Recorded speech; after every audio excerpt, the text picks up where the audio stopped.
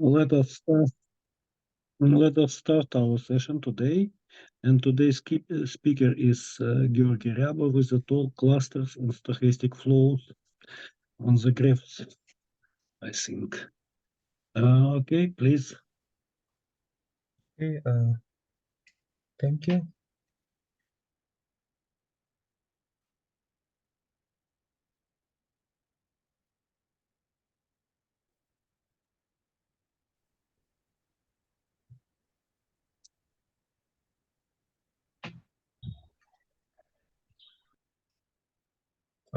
Do you see my screen?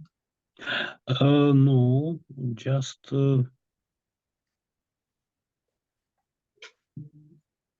something black. Oh, it's okay. Okay. In my talk today, I will discuss some results on clusters in coalescing stochastic flows, and also some open problems that are related to these results. I will start with the definition of a stochastic flow. Actually, it can be done in a very general setting, but usually stochastic flows are defined on locally compact separable metric spaces. So M rho is a locally compact separable metric space equipped with the Borel sigma field, and by F I denote the space of all measurable mappings from M to M equipped with a cylindrical sigma field. So a stochastic flow in M is a family of random elements psi st indexed by real numbers s less or equal to t. These are random elements in the space of measurable mappings, and they are defined on a common probability space in such a way that almost surely for all s less than t less than u and all x in M, the mapping psi ss is the identity mapping, and also we have the evolutionary property in the sense that the composition of mappings psi tu and psi st is equal to the mapping psi su. The second property that we need is that the law of psi st coincides with the law of psi 0 t minus s, which means that the distribution of a mapping psi st depends only on the length of the interval on which we consider this mapping. And one more property is that if we have indices t1 less t2 less tn, then mappings on these intervals, they act independently.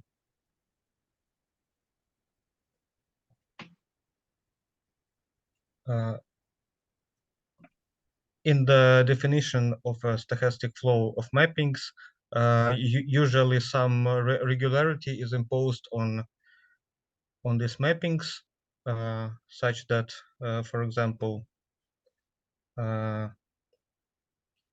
if we have a function which is continuous, vanishes at infinity in M, then the limit when t goes to 0, expectation f of psi s plus t of x minus psi minus f of x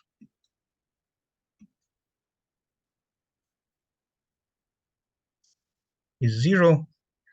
So this is a kind of a condition on continuity in probability, but I will note this in the talk.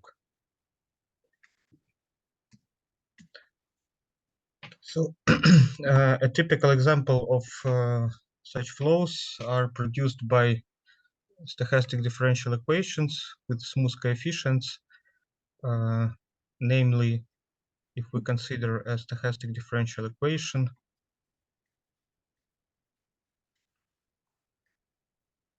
of this kind, where W is a Brownian motion and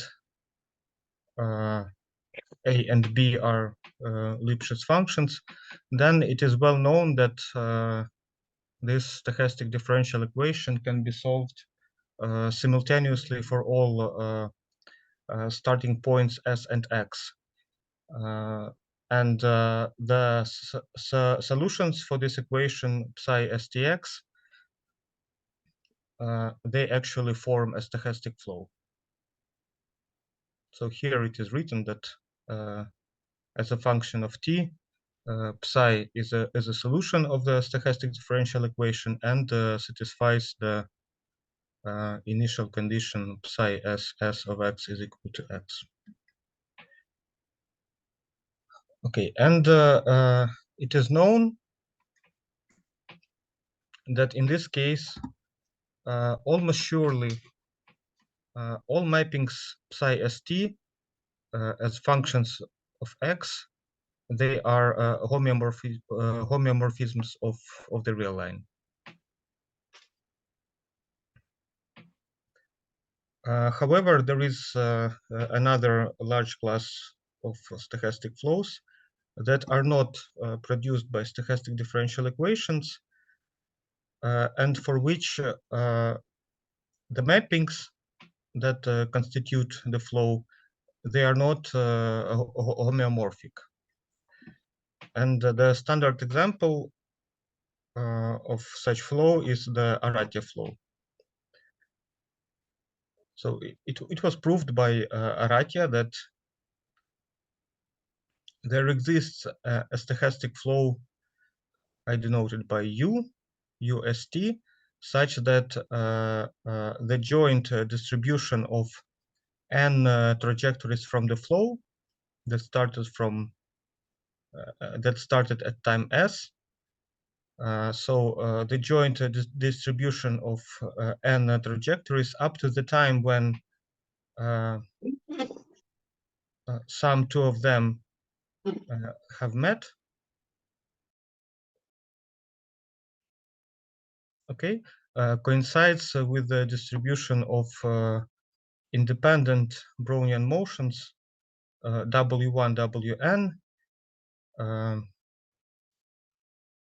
also up to the time when some two of them have met.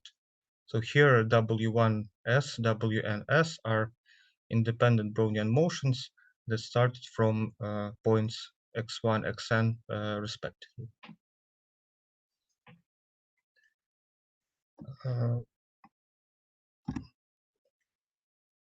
Okay, so this is might try to depict the Aratia flow. So at time s we have, let's say, here we consider two trajectories that started at time s. They have met at some time before time t, and by the evolutionary property, they continue moving as a one trajectory. Okay, and let's say at time t we have some another trajectory that's started from another point x. And it is known that for the Aratia flow, if we consider a mapping UST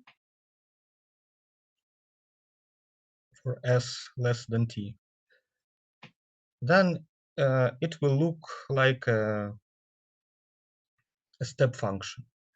So actually, the Aratia flow, it consists of a family of random step functions. Okay, and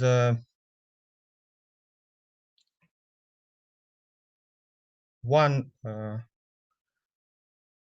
such segment represents the set of X that have met during the time from S to T.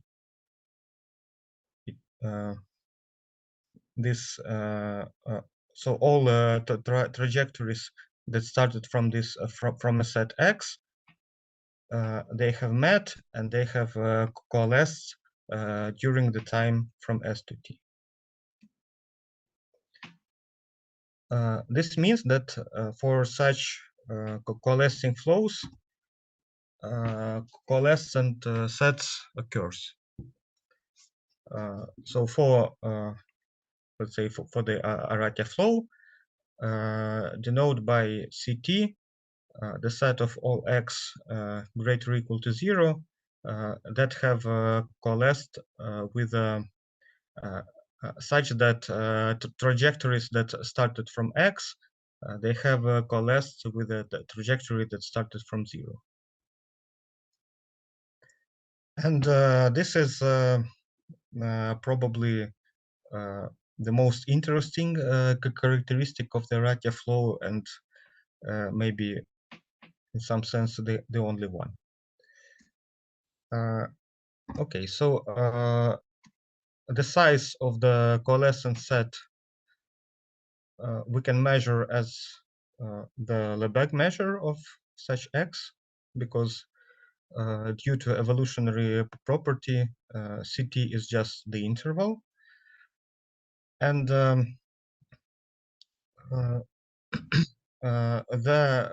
distribution of the size of the coalescent set is known, and it can be easily found by a reflection principle. So the probability that ut is less than x is just the probability that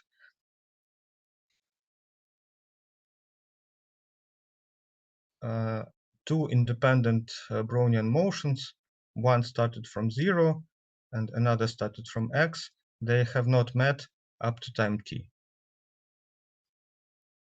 So this probability is well known, and here you can see its value. And what is interesting is that the same result holds for more general coalescing stochastic flows on the real line. For example, for Harris flows. A Harris flow, which I denote by V, is a stochastic flow such that for each S and for all x1, xn, trajectories in these flows they are continuous martingales with respect to the common filtration. Moreover, the quadratic variation of two such trajectories is equal to the integral of a function b of the difference between two trajectories at time r, at time s plus r dr. And here b is a non-negative definite continuous function. B is 0.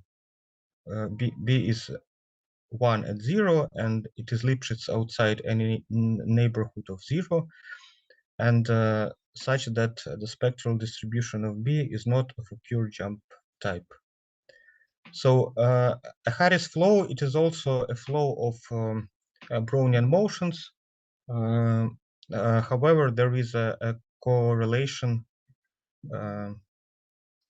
B between two trajectories of the flow.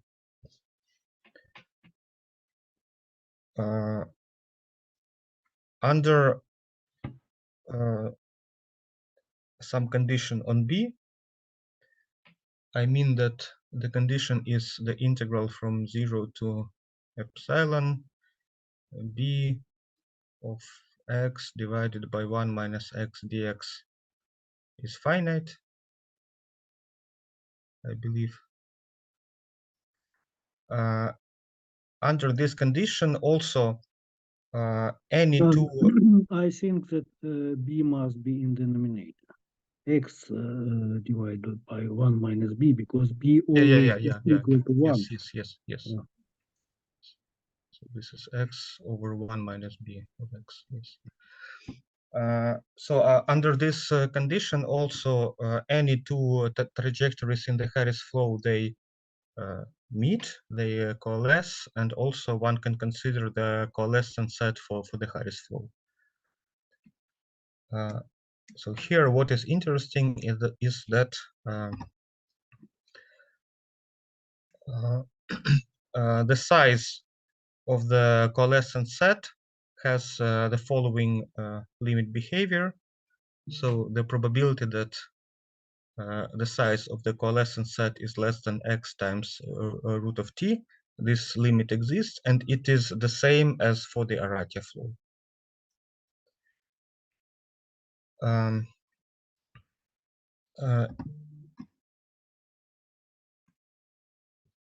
The more precise behavior of the coalescent set was studied in the work of Dorogov, Sugnetin, and Dovchansky.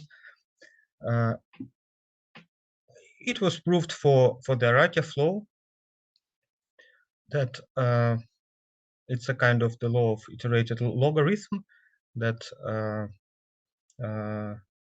upper limit when t goes to 0 of the size of the coalescent set divided by root of 2t double logarithm t minus 1 is greater or equal to 1.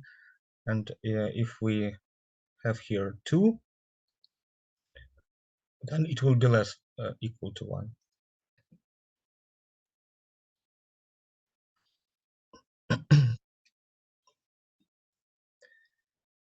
Okay, so my interest in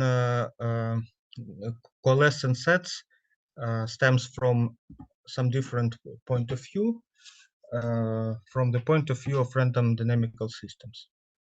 So a random dynamical system, let's say on the real line, is a measurable mapping of 3 arguments. So the first is the time, x is the space, omega is a random variable, and a random dynamical system is a such measurable mapping that okay, when t is equal to 0, phi sends x into x, and also the following equation holds. So phi of t plus s x omega is equal to the composition of 2 mappings. So first is phi s x omega, and the second is phi t, but here we have theta s omega. Theta is acts like a shift on the probability space. Mathematically, it is a measurable group of measure-preserving transformations of omega. So in this definition, we don't have some independency on disjoint time intervals. No. Yeah. No. Okay. No. This theta t can be organized in a very different way. For example, like a rotation of the circle. Yeah. Yes. Yes. Yes. Yes. Okay. Okay, and we say that a stochastic flow is generated by a random dynamical system if for a stochastic flow we can find a random dynamical system such that this equation holds. In fact, I'm sorry, to be more precise, it holds almost surely for all ST or?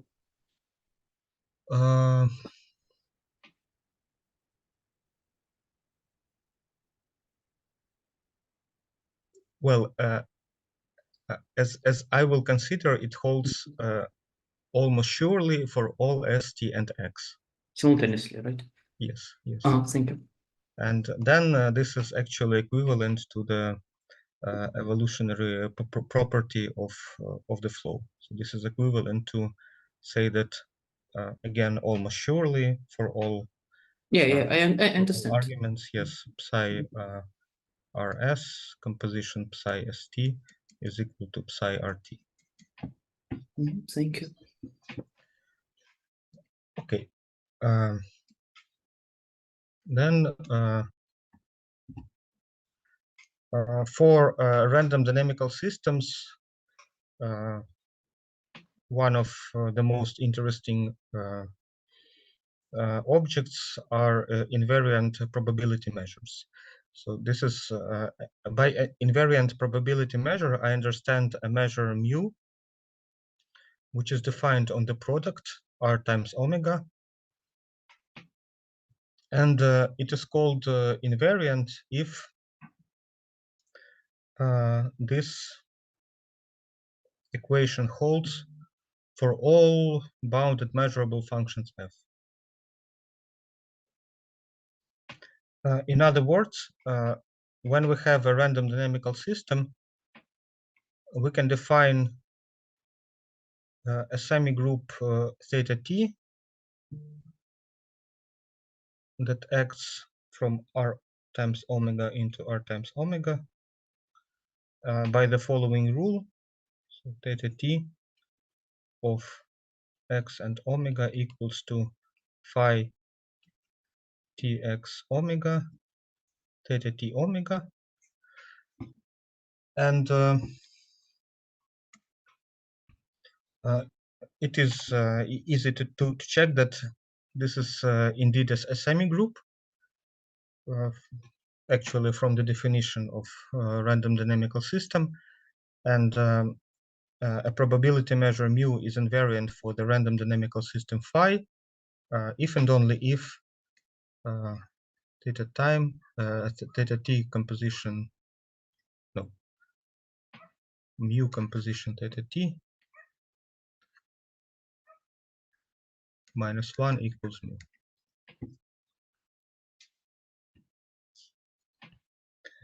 Okay, and actually on the real line,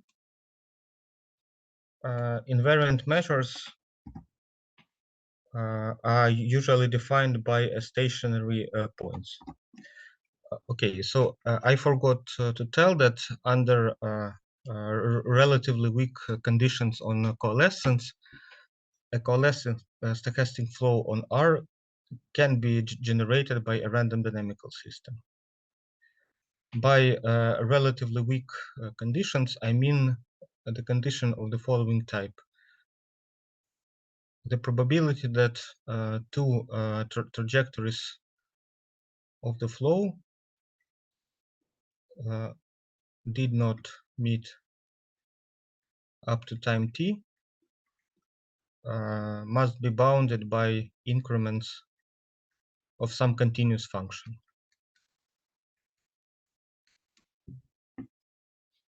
Okay, so this is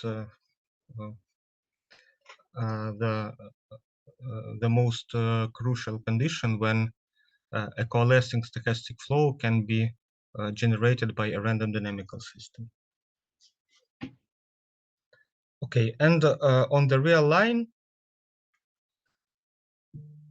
usually the invariant measures for a random dynamical system or for a coalescing stochastic flow, they are defined by stationary points. So a stationary point of a random dynamical system on the real line is a random variable such that almost surely for all t greater or equal to 0, this equation holds. So a random dynamical system acts on the stationary point just by shifting the probability argument of this point. So if this is the case, then we get an invariant measure for the random dynamical system, and it has the following form. So it is the mixture of delta measures concentrated at values of eta with respect to the initial probability measure p. As such, let me ask you, we know that this is an invariant measure, but can it happen that there are another invariant measure or not?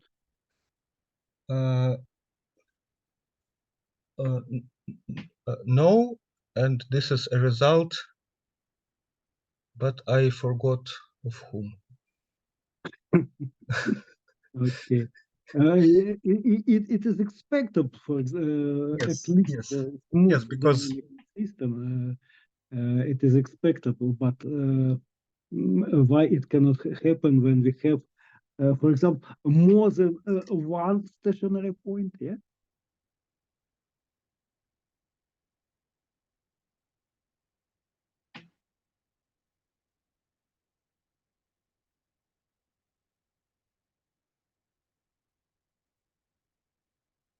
Okay, let's continue.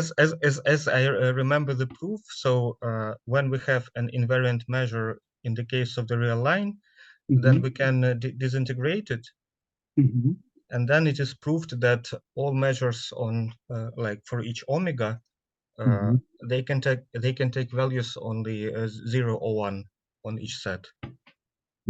I see. This is because of invariance. Okay. Maybe this, but maybe this is related to some transitivity or something. Well, I think this all follows from the invariance. Okay. Okay. Okay, let's go further. Only one stationary measure, then this is true. But sometimes there are two stationary. Yes, it was actually my question, but I understand that in good cases we have only Okay, one. yes. If it is only one, yes, then this must be of this type. Yes. Yes. I understand that in good cases we have one, and it must be of such kind. Okay, let's go further. So, for example, if we consider the Aratia flow on the real line, then there is no stationary point for this flow, and the argument is actually interesting. So I will show it here.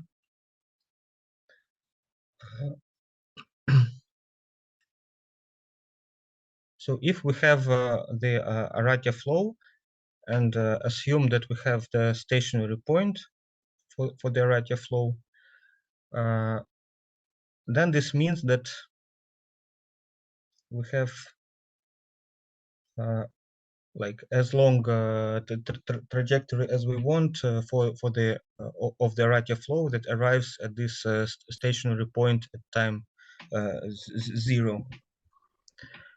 Now, Georgii, I have a question. Yes. But here t is only positive, not yes. negative. Yes. And we consider Aratia flow for negative times also. Yes. Okay. So u minus t0 of some x theta t of eta, okay? Okay. Of theta t of eta must be equal to eta.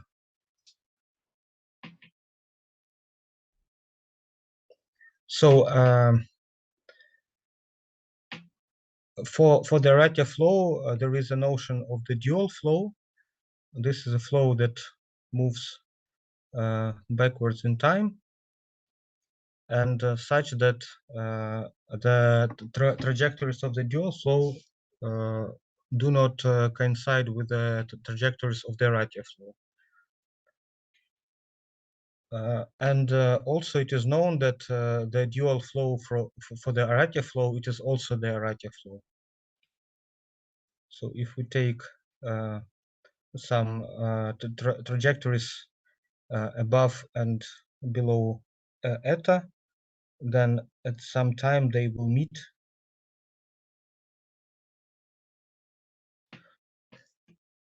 And they can only meet on the this trajectory that arrives into eta. But then it will follow that the Aratia flow has has a points with a two-sided discontinuity. So it has then it will mean that there is a point where the Aratia flow behaves like this. But again, it is known that this is not the case. So for the stationary point, for the Aratia flow, a stationary point does not exist. Okay, so now I will discuss one result that I have. So if we consider the Aratia flow with drift A, such that A is a Lipschitz function and it satisfies the so-called strict monotonicity condition, then a stationary point exists and it is unique.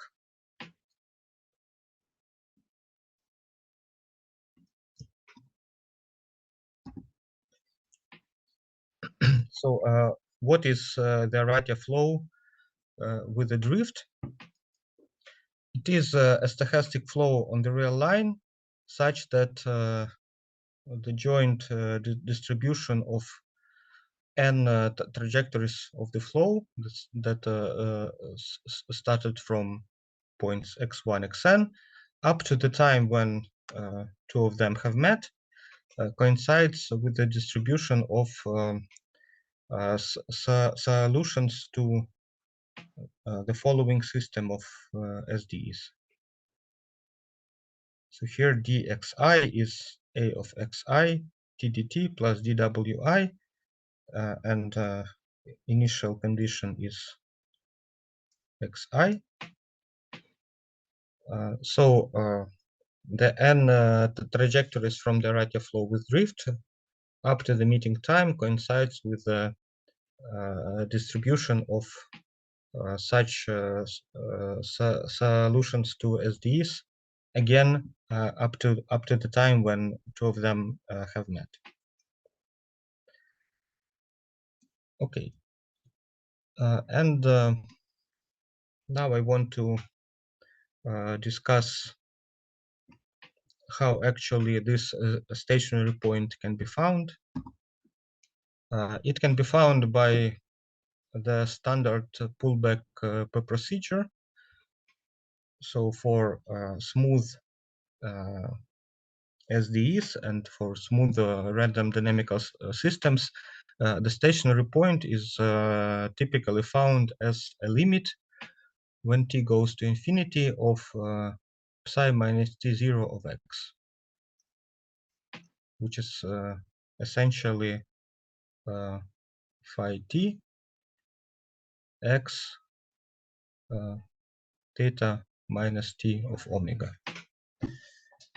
So it is usually proved that there exists a limit of such random elements, and this limit is independent from x. So let's try to do the same for the Aratia flow with drift. When we have a Brownian motion denoted by x with index x, a strong solution of the equation 1 with the initial condition x.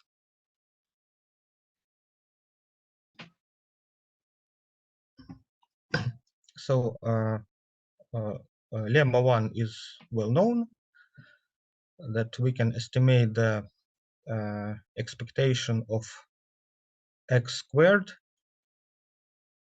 by some constant times 1 plus initial condition squared. And for the Aratia flow with drift, the the most important thing is to estimate the probability that two solutions of the equation 1 did not meet up to time t. So here x subscript x and x subscript y are two solutions of the equation 1 with starting points x and y and independent Brownian motions w1 and w2. Tau denotes the meeting time of these processes, and g is g is the probability that tau is greater than t. So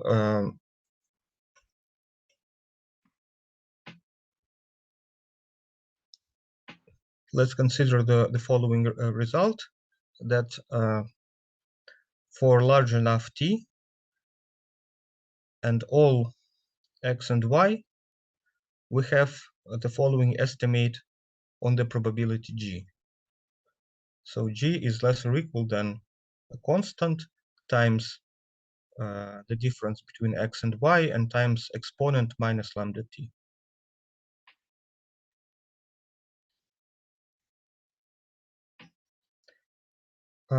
To show this, we consider a new Brownian motion, which is w1 minus w2 divided by root of 2. And then we can represent the difference between solutions x and xy like this.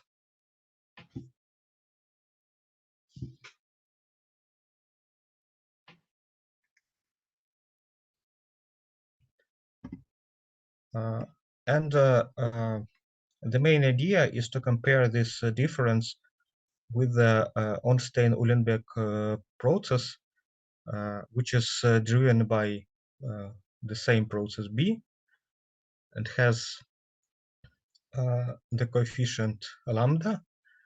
So now if we consider the difference of this difference and z and differentiate it in t, we will get exactly the following. So we will get the difference of axx and axy divided by root of 2 plus lambda z of t. Okay, and we have the condition that this difference is less or equal than minus lambda xx of t minus x pi of t.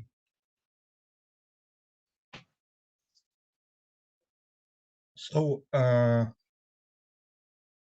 we have that d prime is less than minus lambda d, and since the difference is 0 at 0, it follows that up to the time when the trajectories xx and xy have met, we have that d is less or equal to 0. In particular, this means that up to this time z is bigger than 0, so we can compare the moment of meeting tau with the moment when z hits 0. And the distribution of the latter moment is known. It has such a form, but for large enough t, it can be estimated as follows. It can be estimated just like a constant times x minus y times exponent minus lambda t. In turn, this means that the probability that two trajectories of the flow didn't meet up to time t is also estimated as some constant times x minus y and times exponent minus lambda t. Okay, and for the flow, this means that the probability that trajectories that started at points x and y at time minus s have not met up to time 0 is also estimated by some constant times x minus y times exponent. Now, this can be extended to different starting times. So if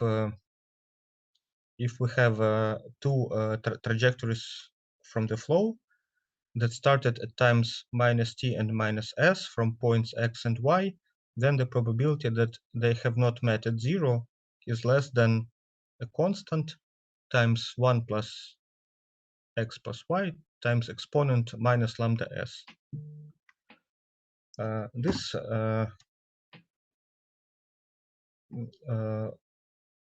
This can be proved from the evolutionary property.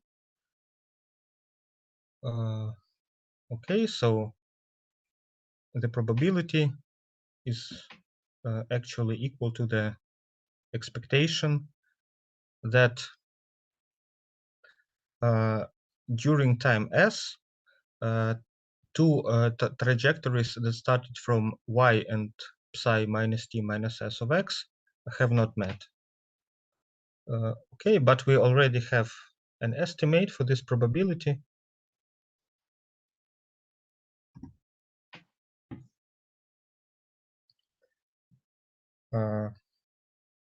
In the following form.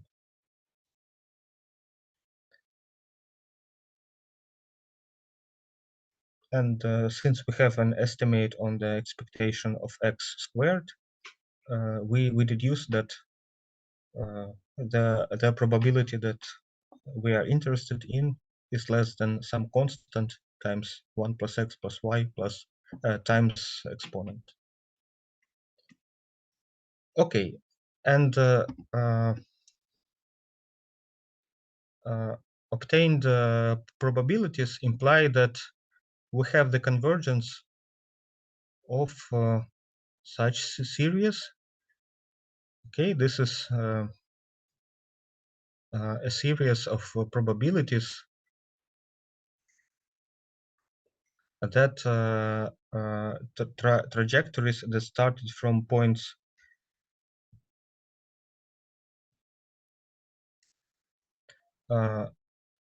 with the coordinates minus n and n have not met at 0 up to time 0.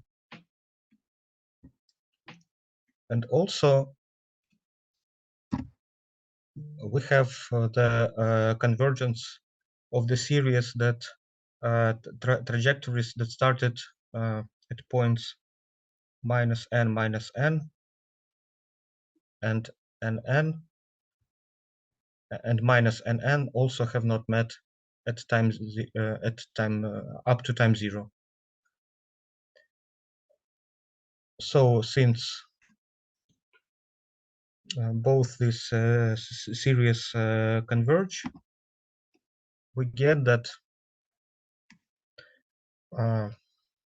first of all, for large enough n, the values psi minus n0 of n are constant.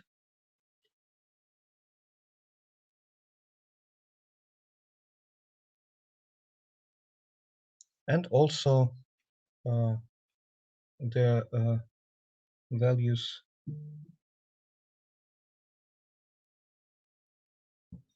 psi minus n of minus n are equal to the same constant.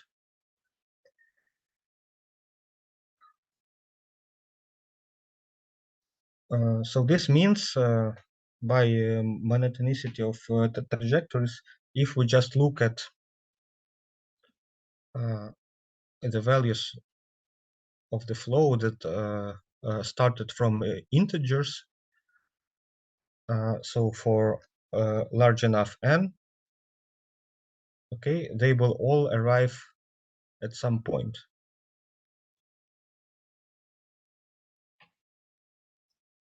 However, the problem is that maybe we can consider the trajectory that started not at an integer, and maybe it will arrive somewhere else. But this is not the case because of lemma 4. Okay, so for every fixed level C with probability 1, for all large enough n, the flow, trajectory of the flow that started at minus nn during the unit interval of time will not go below C. And also trajectory that started from minus n during the unit interval of time will not go above C. And this is also can be proved by comparing of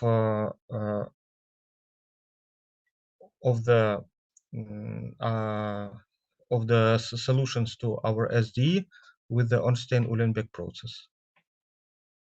The condition on A implies that somewhere it is equal to 0, let's say at x0.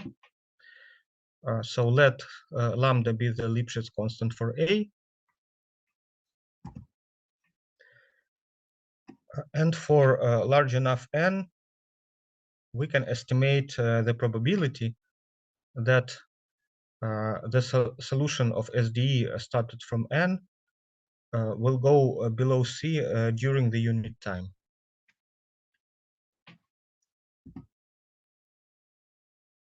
Okay, so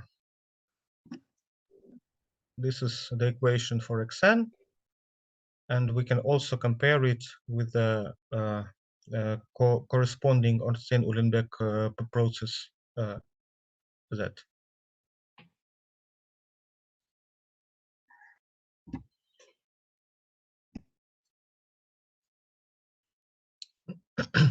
Now, before the time when the process xn hits the level C, we have that this process xn is greater or equal to C, which is we chose it greater than x0, and then it means that we have the following estimate on the drift coefficient up to this time.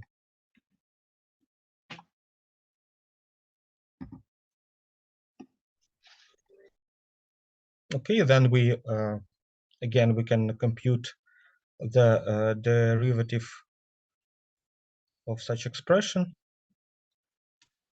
and it will be less than minus lambda times the same expression here.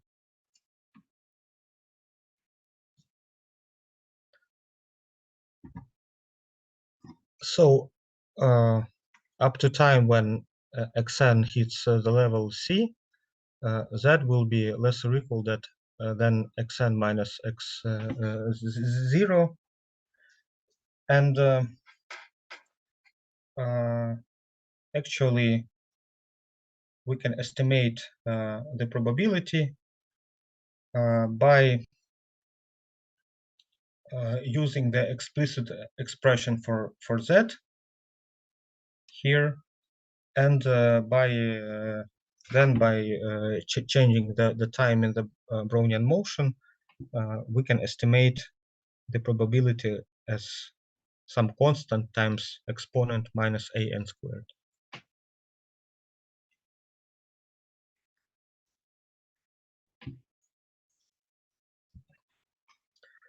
This means that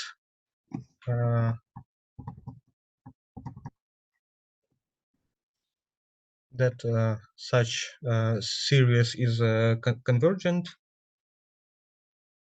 So for large enough n, we have that during the unit time, the trajectory that started at point n cannot go below c, and the trajectory that started at minus n cannot go above c.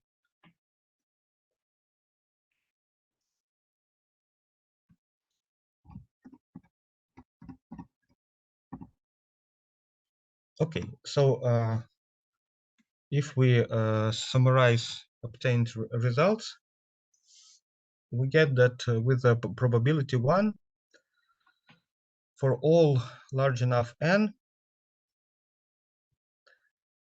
the flow that started at time minus n from points n and minus n coalesce at time 0 into some point eta, and also for all large enough n, the flow that started at minus n cannot go below some fixed level c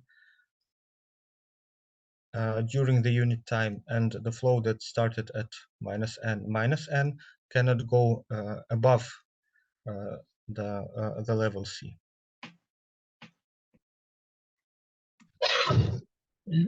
Georgii, excuse me, and first C is positive and second C is negative. You can think that this is C1 and C2. This is C1 and C2.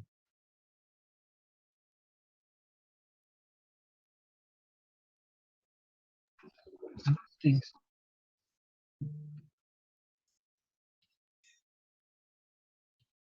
Okay, so now when all these properties hold,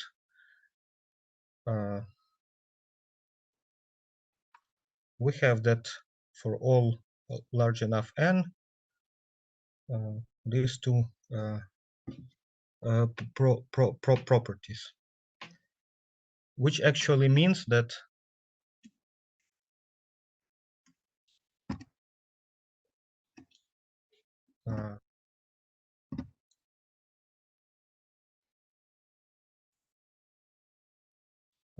that if we start from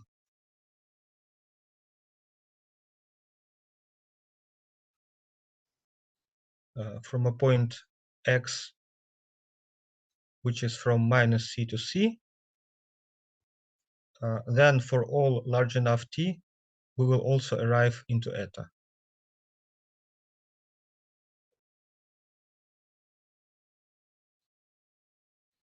So indeed, the picture looks like the following.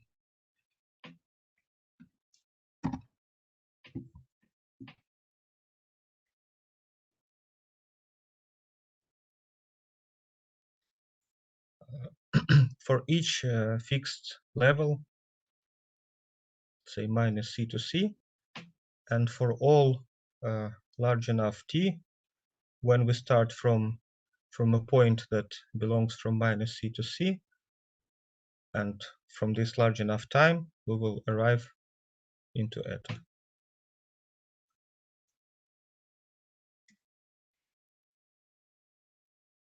So we obtain a stationary point for the stochastic flow. What is interesting about this stationary point is that we actually get an unbounded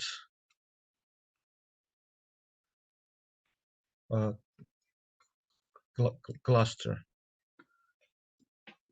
which I think is not possible, for example, for the Arati flow.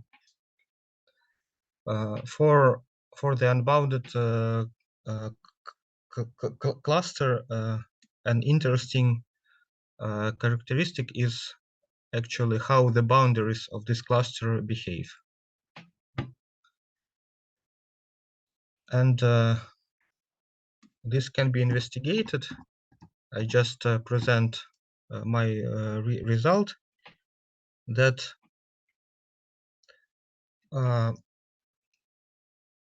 if we define, so here yt is the infimum of x such that psi minus t 0x is equal to eta, and zt is the supremum of x such that psi minus t 0 of x is equal to eta.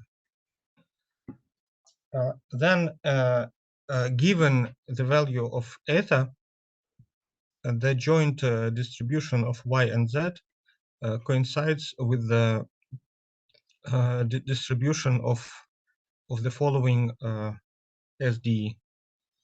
So here we have dy equals to minus a of y plus the logarithmic derivative of a function theta with respect to y plus the w1.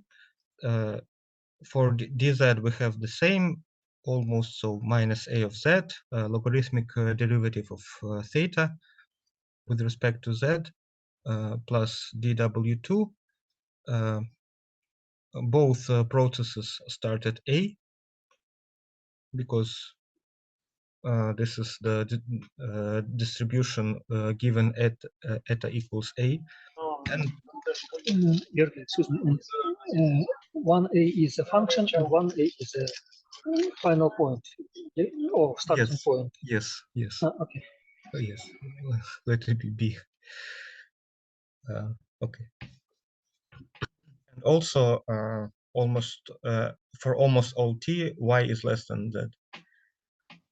Well, it can be proved that such a problem has a unique strong solution, and it coincides with the distribution of processes y and z.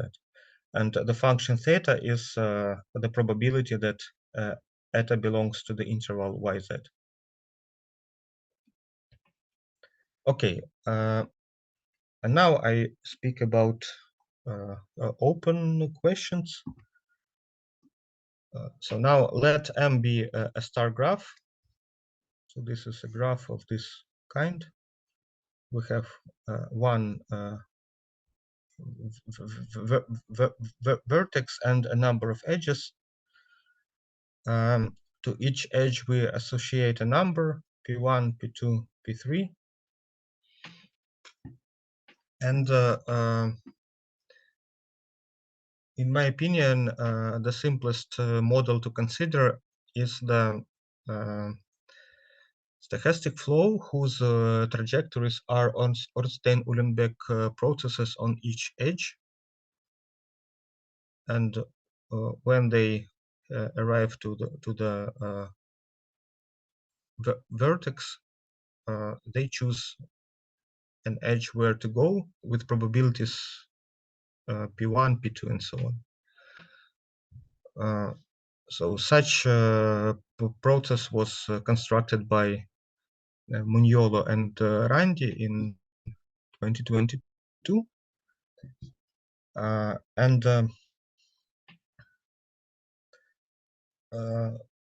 my further aim is to extend the explained approach to this model. So it is expected that there is a unique stationary point, and there is also a cluster associated to this point, and boundaries of this cluster, they can be investigated. But to do this, there are some questions. So first of all, how to estimate the probability of not meeting for two independent Ornstein-Uhlenbeck processes that started at points x and y.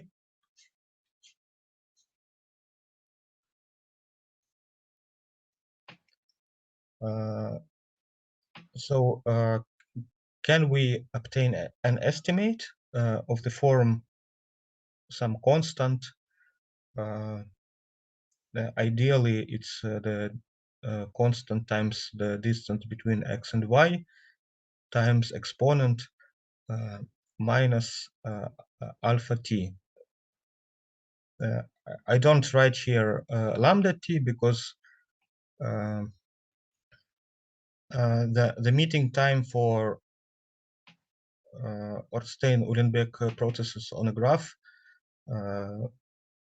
should be big, the meeting time for Ornstein-Uhlenbeck processes online, because one can go like this way and another can go this way, and so on. So this is the first question. Second, there is no like a general result of how to construct random dynamical systems for coalescing flows on more complicated spaces than the real line. Because in the result that I used, random dynamical systems were constructed on a very specific probability space that essentially uses that that we have the order on the real line. Well, and then if the first two questions are answered in a positive way, then it must be checked if there is a stationary point and how to describe the behavior of clusters and corresponding stochastic flows. So this is what I wanted to talk about today. Thank you for the attention. Okay, thank you very much for interesting talk, and maybe somebody have questions or comments, please. I have a question. So the original Ratti flow doesn't have a stationary point, but if we have drift, it has. So Well, a drift with some assumptions. yeah, with some assumptions, but still, if his drift goes to zero, in some sense, we will recover the original Ratti flow. Is it possible to tell something about what happened to this sequence of stationary points, why they disappear in the limit? Yeah, actually, this is a very interesting question, because we can get the Ornstein-Uhlenbeck Ratti flow by simultaneous change of time and space Ratti flow. Yes. Okay, and So we can go like backwards and get the Ratti flow from the Ornstein-Uhlenbeck flow and see what happens to this stationary point. Stationary point. I need to think about this. It must somehow disappear. Yeah, I think it's interesting. It Thank you. like a cluster will blow up. Yes. Or it will just go to minus and disappear. I don't think the cluster is going to change much if drift is very small. Yeah, it is very small, but you see this equation for boundaries of the cluster, and they include the derivative of logarithm of probability. And when drift is very small, this probability also is very small, so its derivative can be derivative of logarithm can be large. Yeah. Or uncontrollable at all. So cluster can blow up. Yeah. But that's kind of counterintuitive. I think, because if drift is small, it shouldn't be very different, the structure of clusters. Yeah, but it is not very different. Like you have the function 1 divided by x. It is not very different for two small x, but it goes to. Okay, I need to think about this because it's kind of interesting. Thank you. Other questions, please? Could you please explain how to prove the last result? The last, you mean this one? When you're conditioning, yes. Well, it is done by the dual flow. So if we have this Ratti flow with the drift, then we also can construct a dual flow and here the drift will be minus a, if here the drift is a. And then we just consider the distribution of two trajectories in the dual flow. Okay. And Yes, I understand. Thanks. compute the corresponding differential equation. Okay. Other questions, please?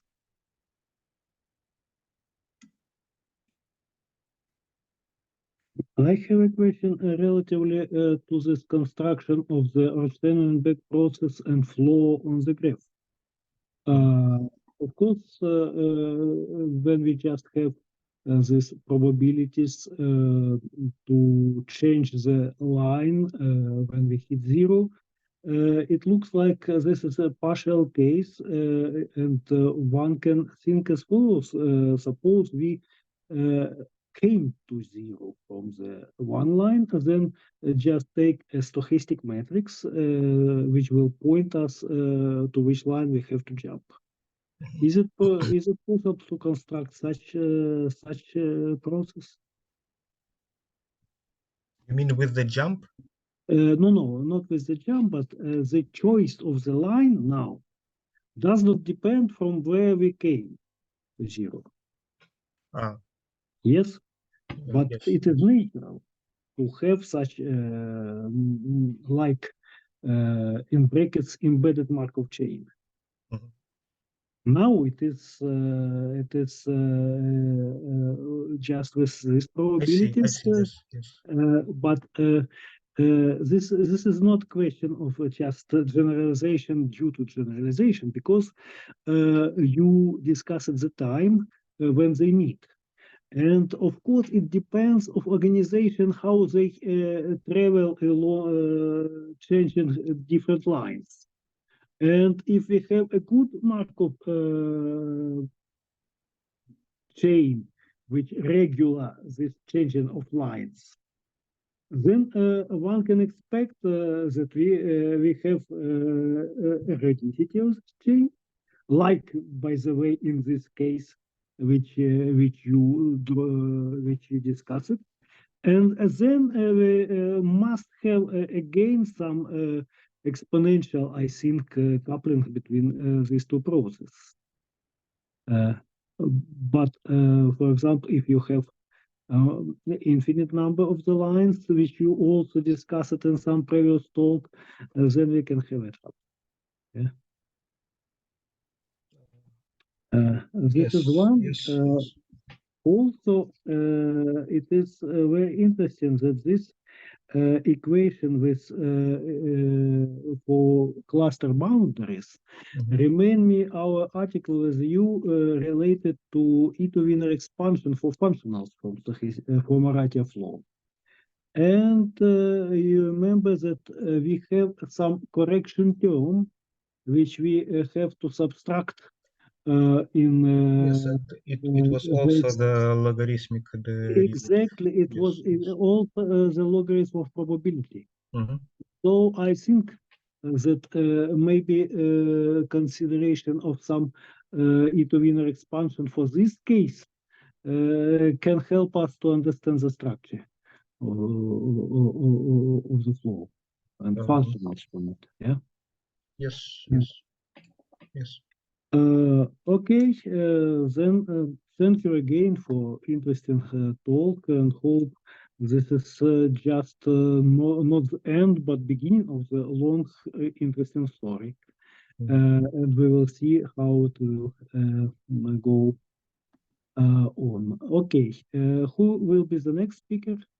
Johan Lee. Okay, with control. Okay, good.